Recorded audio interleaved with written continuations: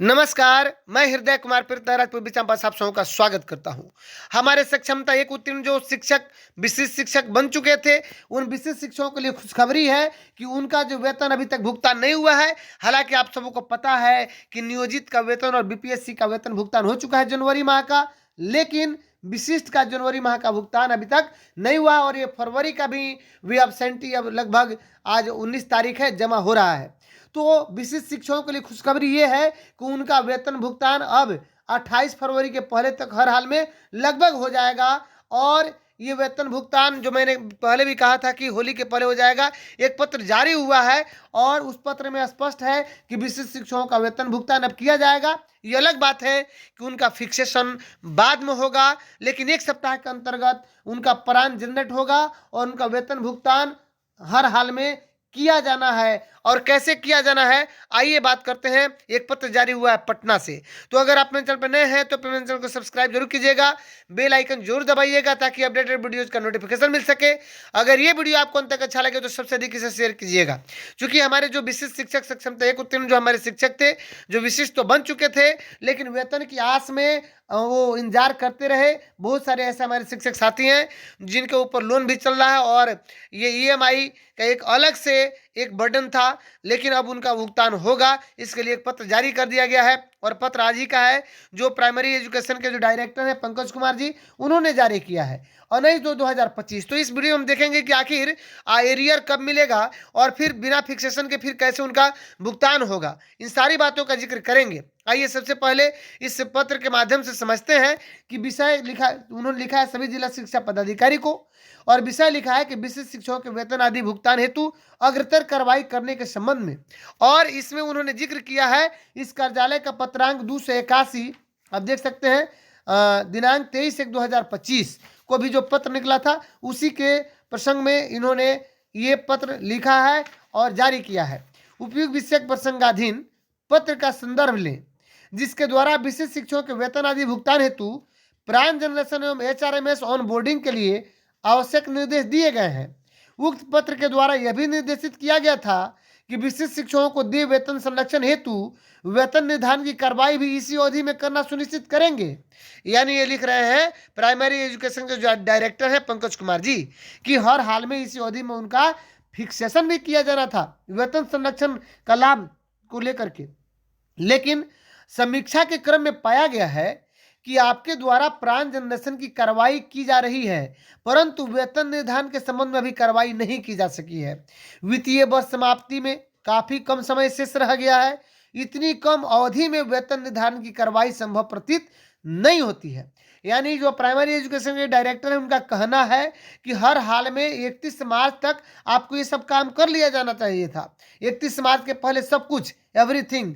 यानी अब वित्तीय वर्ष 31 मार्च ये समाप्त होने वाला है और आप अभी तक वेतन निर्धारण नहीं कर पाए। हालांकि प्राण जनरेशन का कार्य बहुत धीरे चल रहा है।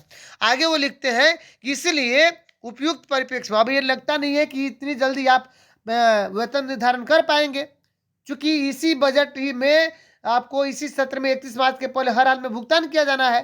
तो वो लिखते हैं कि उपयुक्त परिप्रेक्ष्य में निर्णय लिया जाता है कि तत्काल विशिष्ट शिक्षकों को बिहार विद्यालय विशिष्ट शिक्षक नियमावली 2023 में यथा निर्धारित मूल वेतन के आधार पर, जो भी मूल वेतन निर्धारित हो उसके आधार पर वेतन भुगतान अविलंब प्रारंभ किया जाए। वेतन निर्धारण की अनुवर्ती कार्रवाई, यानी जो बाद वाली जो कार्रवाई होगी, वो बकाया राशि का भुगतान कालांतर में किया जाएगा। यानी जब आपका फिक्सेशन होगा तो आपका जो एरियर बनेगा उसका भुगतान कालांतर में किया जाएगा। निर्देश दिया जाता है कालांतर में, यानी बाद में निर्देश दिया जाता है कि विशिष्ट शिक्षकों के प्राण आवंटन एवं एचआरएमएस पर ऑनबोर्डिंग की कार्रवाई अभियान के तौर पर अगले एक सप्ताह के अंदर पूर्ण कराते हुए इन शिक्षकों को वेतन भुगतान के संबंध में अग्रतर कार्रवाई की जाए।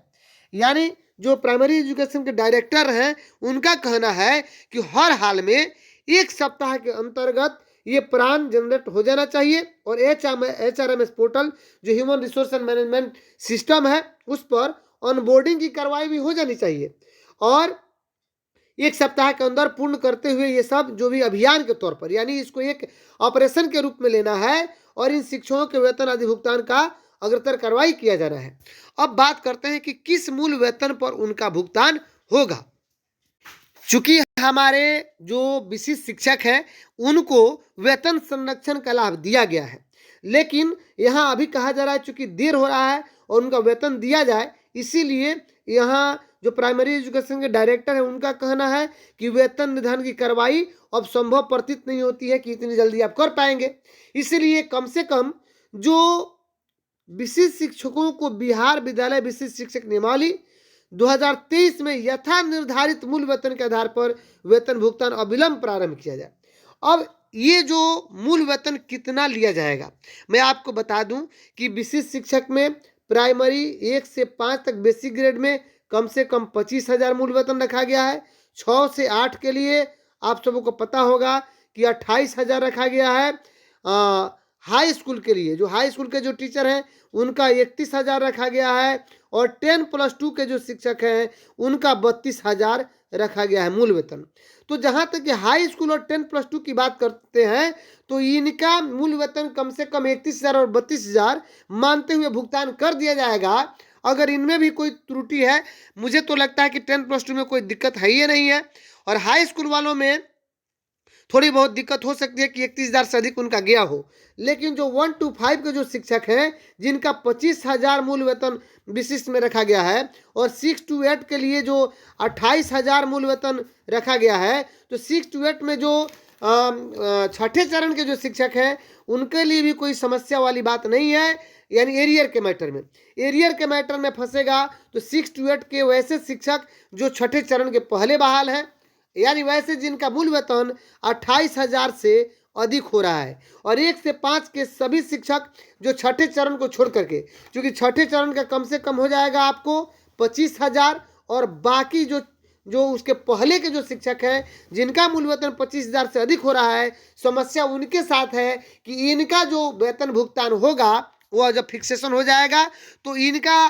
फिक्सेशन के तत्पश्चात देखा जाएगा कि इनका कितना मूल वेतन अधिक है। 1 से 5 का 25,000 से कितना अधिक है, 6 से 8 का 28,000 से कितना अधिक है, और हाई स्कूल का 31,000 और 10+2 का 32,000। इनमें कोई समस्या नहीं है।